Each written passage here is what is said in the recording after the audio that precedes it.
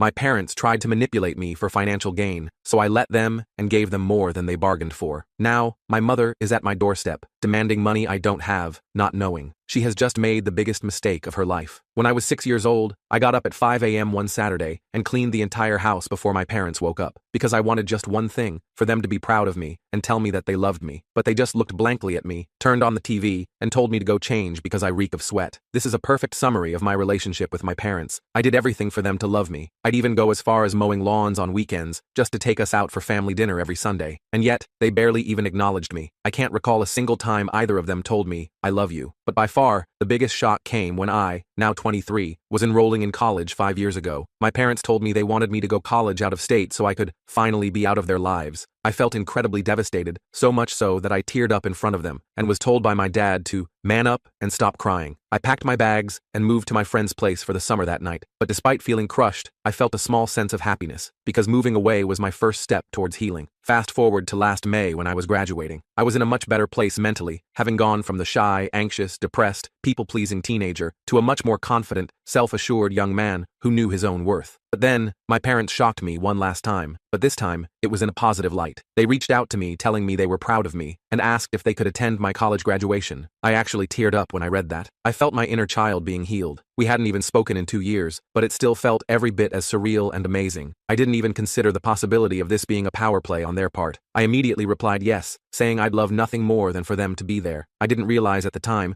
but my graduation day was the calm before the storm. My parents applauded as I received my diploma, and I even teared up during my speech because seeing them there meant so much. Then, 4 days after my graduation, I got an email from my mom. I felt my heart race, genuinely thinking they were attempting to rebuild the relationship. But instead, the email was a receipt, naming every expense they made to attend my graduation. Flight tickets, 5 nights at a luxury hotel, breakfast, wine, Uber to dinner, etc. They demanded I cover their entire trip, the entire $3,235. There wasn't anything else in the letter. No congratulations, great seeing you, anything. Nothing. I stared at my screen like a deer in headlights. My stomach twisted, and I felt like I wanted to puke. My roommate found me red in the face, my fist angrily banging the table, seconds away from screaming. I felt so many emotions at once. Money wasn't even the issue. I had the money. The issue was that I had specifically asked my parents if they wanted me to pay for the tickets in the first place, and they refused. At first, I wanted to blame myself for this, just like when I was a kid. But the more I thought about it, the angrier I became. The very next day, after an impromptu session with my therapist, I made a decision. I wrote them a check for the exact amount, even giving them $1 extra as a thank you for attending. But that's not all I did. I also sent them a message. In the message, I let everything out, reminding them how I used to cry watching TV, seeing other kids receive love from their parents, while my own ignored me. How I used to cry myself to sleep because of how they neglected me. How I paid my dad's car off when I was 16 to get them to appreciate me. How I endured their emotional abuse. That's what I called it. Emotional abuse. I finished off the letter by lying to them. I lied that in the past couple of years, I had become a self-made millionaire, and that before receiving their email, I was planning on buying them a holiday, for just the two of them, as my way of saying, thank you for coming. But now, not only were they not getting the holiday, they were also not getting the house I planned to buy for them when my dad retires in a few years. I even included a bunch of fancy crypto jargon to sell them that I was a millionaire, and hit send. After sending the check and the message, I blocked them both. I honestly didn't know what to expect, but at first, I got silence, radio silence. But then, of course, a few days later, the messages started. My parents, aunts, uncles, everyone bombarding me, calling me selfish, an a-hole, a disgrace. But there was one particular message that stuck it out. It was from my mom. "We're flying over to your house now. You better have answers prepared." I started panicking. I checked the flight schedules, and there was indeed a flight from their city arriving in 3 hours. I called Tyler frantically to warn him about my parents' impending visit, but my phone died right as the call connected. Just my luck. I grabbed my charger and ran to my car, getting stuck in afternoon rush hour traffic. Every red light felt like torture as my anxiety kept building. I kept thinking about what they might do, what they might say, how I could possibly handle facing them again. When I finally got to our apartment, I found my worst fears had come true. My parents were already sitting in our living room. Tyler was there looking uncomfortable,